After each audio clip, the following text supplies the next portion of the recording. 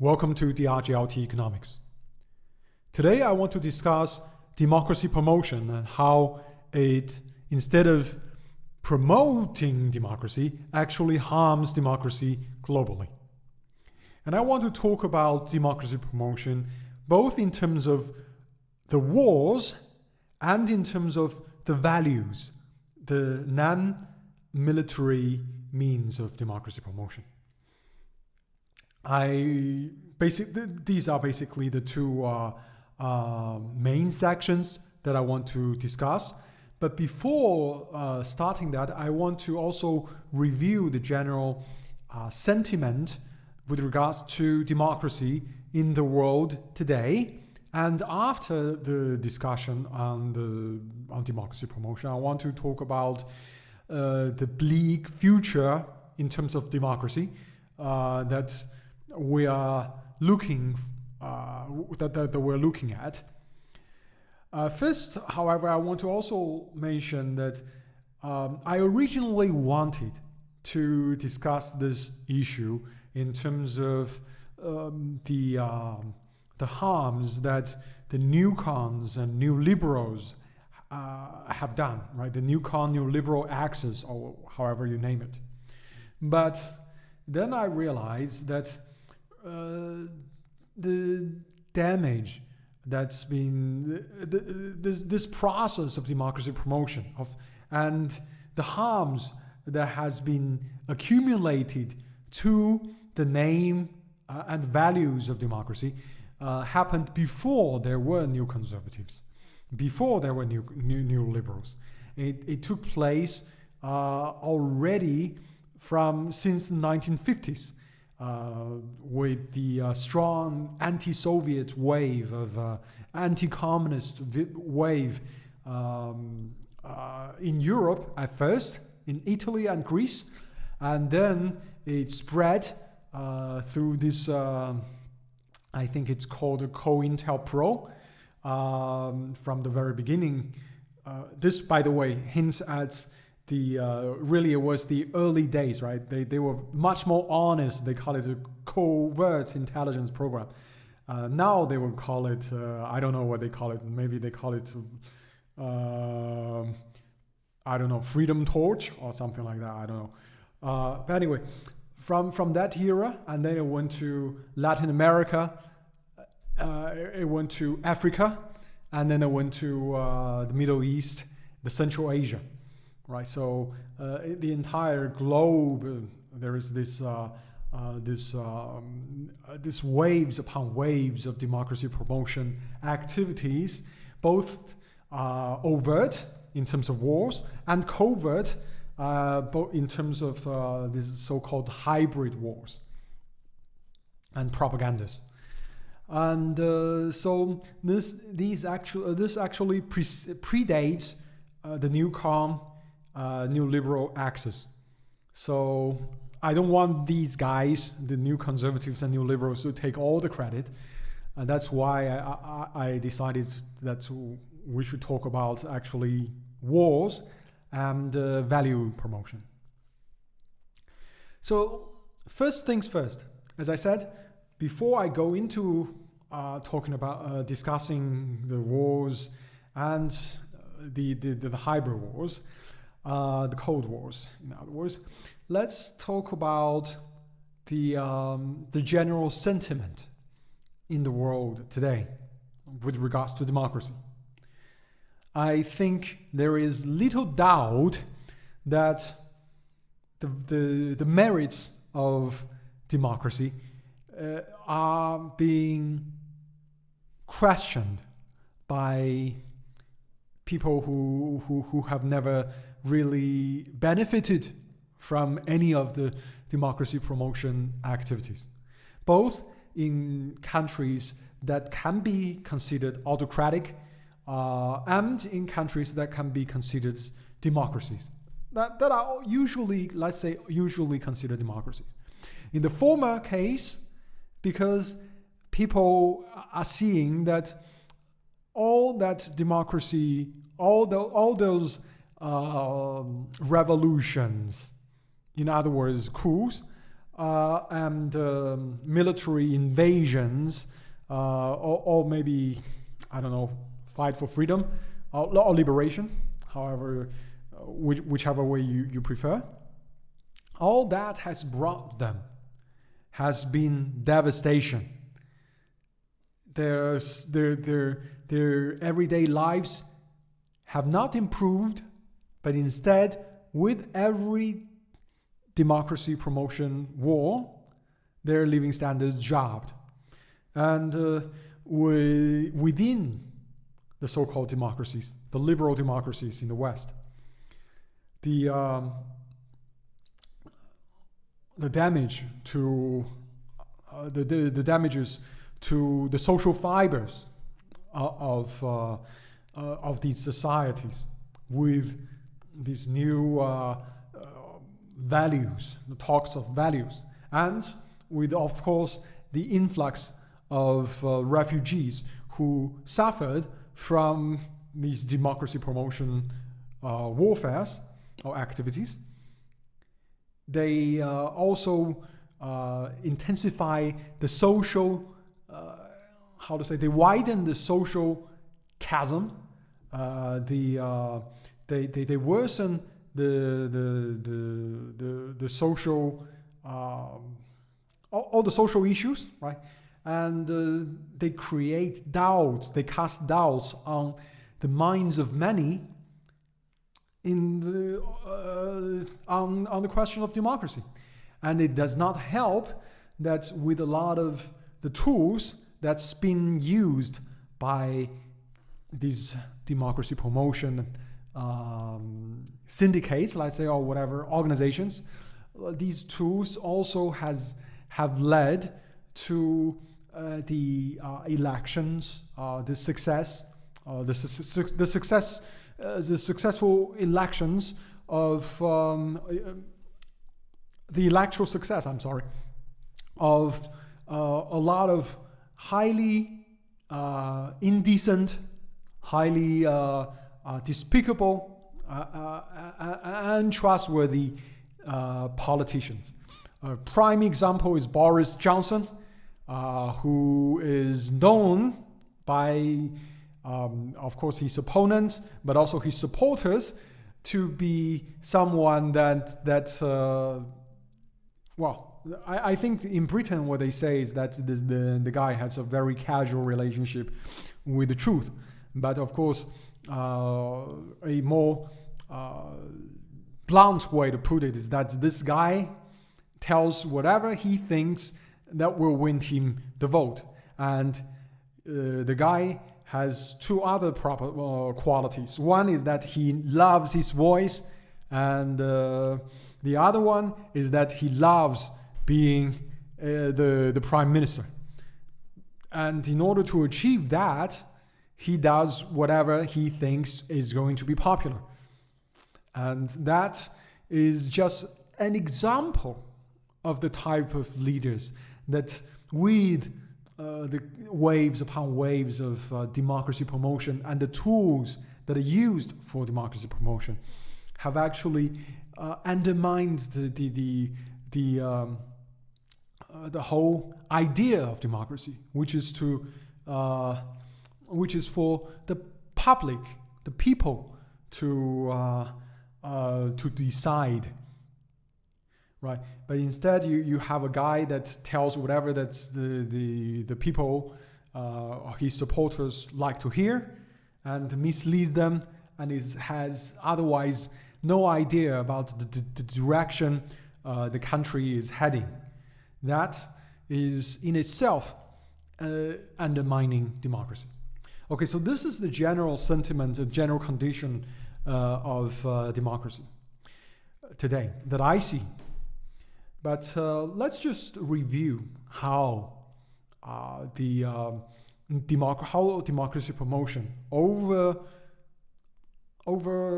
several decades have really undermined and harmed the good name of democracy. First, we're going to talk about the military ones, the kinetic ones, wars. And this, of course, covers some of the more recent incidents in Libya, right? In Egypt, the Arab Spring, and of course in Africa, in Latin America, all that I've mentioned before, and of course in Central Asia. I think we are seeing that there is this playbook, right, of the democracy promoters, first installing a number of NGOs in these countries wanting of democracy. And of course, these are countries that are not democratic. I must say that. But the goal of democracy promotion is hardly to promote democracy. In this school of this stream of efforts, I think currently what we can identify them with is the new conservatives. They love this.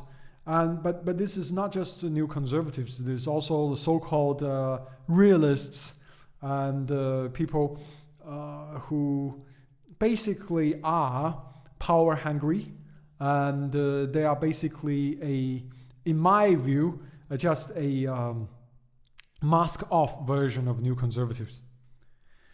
And I think a big name that I want to mention here, I don't know if it's allowed on social media, but a big name is, I think, is Zbigniew Brzezinski.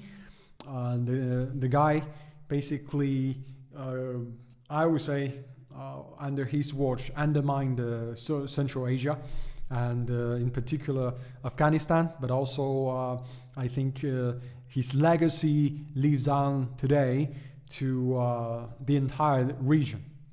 It's not just him, however.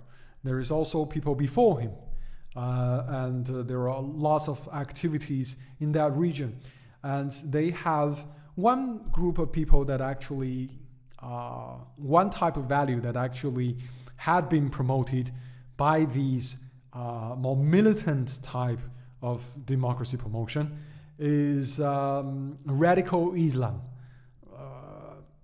or Islamic terrorism. Right, because before the Cold War started, there was very little radical Islam. The people some people were religious, but not everyone in the Middle East were as religious as today. And there were a lot of people who are atheists. There were a lot of Christians, because those were the region with a lot of Christian history as well, from the Roman times. But with these democracy promotion wars or democracy promotion activities, what we see is that instead what's been promoted is radical Islam. The primary goal, of course, that these so-called democracy promotion via military means is actually to seize power at all costs. It is about power. This, however, is a little bit different than democracy promotion, I think, among the liberal democracies, which leads us to the second part of our discussion, which is the promoting of the so-called democratic values within the Western liberal democracies. Mostly, we see this the most obvious. Let's say first, the group of people that are currently aligned with these are mostly the neoliberals, right? So, and the neoliberals are quite different from the traditional liberals. And in my judgment, the traditional liberals were the true Democrats, the small d Democrats. They were the ones that did not like or disputed with censorship, right? They wanted rights for everyone equally, but currently the new liberals, they would like to carry out a number of activities that I'm going to talk about, and their goal, in my judgment, is to again also to get power, to remain in power because they are in power, but also to make a lot of money. I think whereas the first type of democracy promoters care more about power, this group of people care more about making money. And this is how we see both in the liberal democracies and in fact also internationally, globally, what this group of people wants is to seize the resources, to control the markets, and of course a tool that they use is with money printing. And currently, a newer tool, a more, perhaps more pervasive tool, at least certainly more invasive tool, is technology, right? And also they are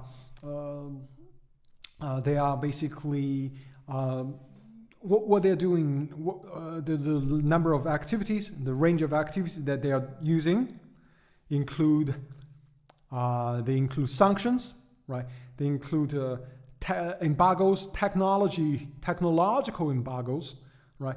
They include more recently, always it has been there. There has been this element of propaganda, of disinformation, of the control of media, but also more recently using technology to control the thought process, and the opinions of people, of the public, not just within the Western democracy, but liberal democracy, but also globally. This, I think, is something that is quite interesting, and I think it relates to a blog post that I have written, and also on which I have made a podcast, which is about using AI for propaganda.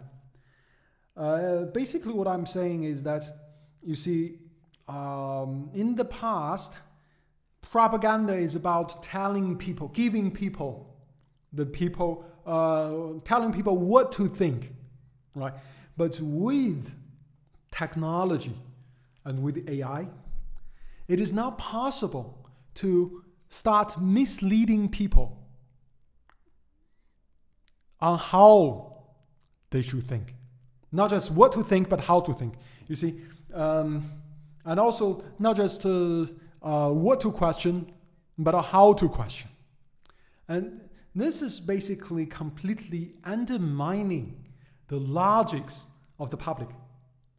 And if they succeed, and of course there are some signs that they are succeeding to a certain degree with a certain proportion of the public, then what you can expect is that when some governments, or when these democracy promoters implement a policy that is evidently illogical, you will see huge support for them. And people who are following the logic, people who have not been brainwashed, people who follow the logic, will be dubbed, I don't know, domestic terrorists, conspiracy theorists, right? So this is the danger. This is the new tool that I had talked about, that really undermines democracy. And in fact, it can reach a point where, and I think it has already, to a certain degree, has already reached the extent that someone can tell you that in order to protect democracy, we need to take your rights from you. Some people, a lot of people will agree with it. They will say, yes, please have my rights, because in order just to promote democracy. And see, that's those tyrannic, autocratic dictatorships does not implement this, does not take their people's right away. It's so undemocratic. And you see, that gives, I think, leads us back to the last point, which is the dark ages ahead. You see, the point about democracy, it is my belief, right? It is my belief, my take, my opinion, that democracy is an ideal. Democracy itself is a value.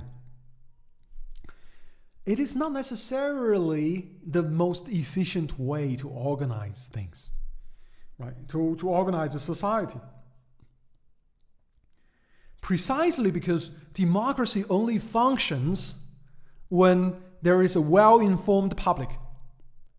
But with a lot of the democracy promoters in the second type, what they want to do is to disinform the public, is to control the public via the control of information. And in fact, also how people process information. When you can control what information people get, and when you even rewire the brains of the public, and make them perceive and process information in ways that actually undermine their own rights, then really you have subverted democracy. I think this is really what is happening. Plus, on the more active or kinetic or militant area of democracy promotion, people are not really, laying back. They're not exactly taking a breath, right? They are agitating still in Central Asia. We have seen in the beginning of this year in Central Asia, in Eastern Europe, in Southeast Asia, and I would not be surprised that in Africa, there will be Central Africa, but in Eastern Africa, we will continue to see troubles. And these will be justified, of course, always, as usual, as the good versus the bad. And the good, of course, are the democracies, while the bad are the autocrats, the dictators. But of course, every time the same thing takes place, the less credit democracy has. Now, the question we have today is whether they can re-engineer, rewire people's brain fast enough to make people believe that they live in a democracy, or whether it is that the discrediting that they do to democracy with democracy promotion is actually going to undermine people's democracy. But either way, either people no longer believe democracy because they have seen enough evidence that democracy is not what it is supposed to be, or people believe wholeheartedly that they live in a democracy, but is tyrannical, which is tyrannical in its nature, and which completely is the opposite of a democracy. In either way, this is the future is quite dire. And in particular, I want to say, because we're talking about democracy, I'm not going to post this on the Chinese social media. I think they don't really like much of what I'm saying. So I can just say that there's a lot of, another thing that really worries me, not really worries me, but that I must admit that should be worrisome, is that a lot of people who criticize democracy promotion of particularly of the United States, but also of its allies, seem to have a rosy picture of China, of the Chinese model. Now, the Chinese model, first and foremost, is certainly not democratic. So if you are a small d Democrat, you will find that this model suffocating. And I also don't think that model is going to be quite so sustainable because in the past, China, because of the legacy of Cultural Revolution, we had a generation or two generations of people who are quite subservient. I don't think young people in China are as subservient as the older generations. So they would ask harder questions. They will push for some sort of change, right? And I'm not saying that the change is going to be in the right direction. I'm not saying that all changes are good, but I think the current situation is also something that is not going to last forever. So you have a system that is undemocratic and won't really last. So, to look at this system as if it was some good example to follow is also, I think, off the mark. I think in this sense, we really don't have a lot of I really don't have a lot of confidence, or how to say, I don't have a lot of confidence for the future of democracy in anywhere in this on this planet, because the values that the United States promoted turned out not to be the values that they hold externally or domestically, and no one else seems to be interested in promoting values. I think this is going to be sad. I think this century is not going to be a century for Democrats, and I mean the small d Democrats. But nevertheless, I think we must not despair, because, again, as I said, democracy is just a value. There are ways to organize a society that can provide a good standard of living, and perhaps rising standard of living, without too much democracy. And perhaps we have to make do with that. Thanks for listening to this podcast. I hope that there are some thoughts that you will find interesting. And if you like it, of course, give it a thumbs up, and you can share it or subscribe to this channel as well. Thanks, and have a great day.